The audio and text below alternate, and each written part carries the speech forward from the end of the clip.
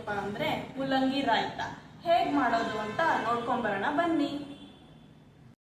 ನೋಡಿ, ಮುಲ್ಲಂಗಿ ರಾಯ್ತಗೆ ಮುಲ್ಲಂಗಿನ ತುರಿದಿಟ್ಕೊಂಡಿನಿ. ಅದ್ರ ಜೊತೆ ಕರಿಬೇವು ಮತ್ತು ಮೆಣಸಿನ್ಕಾಯಿ ಎರಡನ್ನೂ ಇಟ್ಕೊಂಡಿದ್ದೀನಿ. ಇವು ಮೂರೇ ಪದಾರ್ಥದಿಂದ ನಾವು ಮುಲ್ಲಂಗಿ ರಾಯ್ತ ಮಾಡ್ಬೋದು. ಮತ್ತು ಮೊಸರು ಕೂಡ ಮೇನ್ ಇಂಪಾರ್ಟೆಂಟು. ಸೊ ಬನ್ನಿ ಮಾಡೋಣ. ಸೌಟ್ ಎಣ್ಣೆ ಹಾಕಿದ್ದೀನಿ, ಜೀರಿಗೆ ಹಾಕಿದ್ದೀನಿ, ಸಾಸಿವೆ ಹಾಕಿದ್ದೀನಿ. ನೆಕ್ಸ್ಟ್ ಜೀರಿಗೆ ಹಾಕ್ತಾ ಇದ್ದೀನಿ.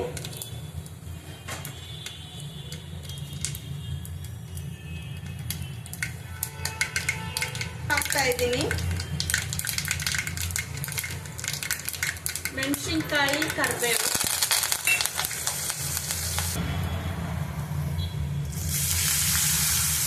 ಮುಲ್ಲಂಗಿ ಹಾಕ್ತಾ ಇದ್ದೀನಿ, ತುರಿದಿಟ್ಕೊಂಡಿರೋದು. ತುಂಬಾ ಚೆನ್ನಾಗಾಗುತ್ತೆ ಈ ರಾಯ್ತ, ಮತ್ತೆ ಹೆಲ್ತಿಗೂ ಬಹಳ ಒಳ್ಳೆಯದು. ದೊಡ್ಡವರು ಸಣ್ಣವರು ಎಲ್ಲರೂ ಇಷ್ಟಪಟ್ಟು ತಿನ್ನೋಂಥ ರೆಸಿಪಿ ಇದು. ಒಮ್ಮೆ ಟ್ರೈ ಮಾಡಿ, ಪದೇ ಪದೇ ಮಾಡ್ತೀರಾ.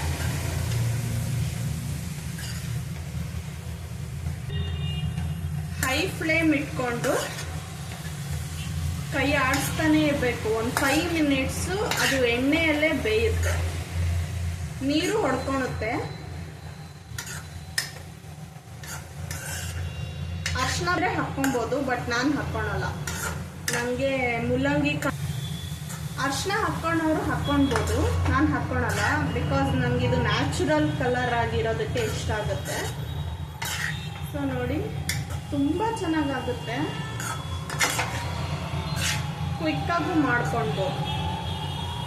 5 ನಿಮಿಷ ಬಿಟ್ಟು ನೋಡೋಣ ಹೇಗಾಗುತ್ತೆ ಅಂತ.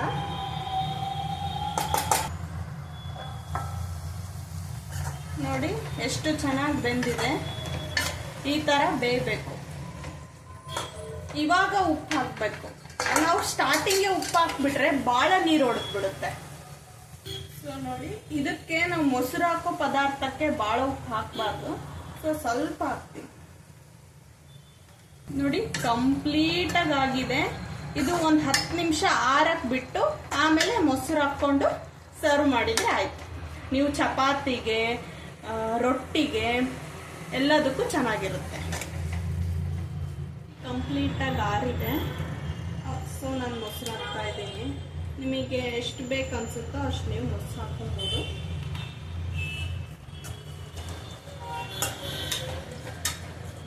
ಇದಕ್ಕೆ ಮೊಸರೇ ಹಾಕಬೇಕು, ಮಜ್ಜಿಗೆ ಗಿಜ್ಜಿಗೆ ಎಲ್ಲ ಹಾಕಿದ್ರೆ ಚೆನ್ನಾಗಿರಲ್ಲ. ನೋಡಿ, ನನಗೆ ಇನ್ನೊಂದು ಸ್ವಲ್ಪ ಬೇಕನ್ನಿಸ್ತಿದೆ. ನೋಡಿ, ಸಾಕು. ಮಿಕ್ಸ್ ಮಾಡಿ ಸರ್ವ್ ಮಾಡಿದರೆ ಆಯಿತು. ನೋಡಿ, ನಾನು ಸಜ್ಜಿ ಬಕ್ರಿಗೆ ರಾಯ್ತನ ಮಾಡ್ಕೊಂಡಿದ್ದೀನಿ. ತುಂಬ ಚೆನ್ನಾಗಿರುತ್ತೆ.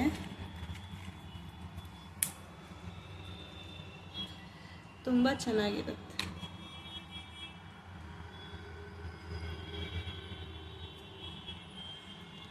Thank you for watching. Keep supporting. Subscribe ಮಾಡ್ಕೊಳ್ಳಿ. ಇದೇ ಥರ ತುಂಬ ಲಾಗ್ಸ್ ಬರುತ್ತೆ.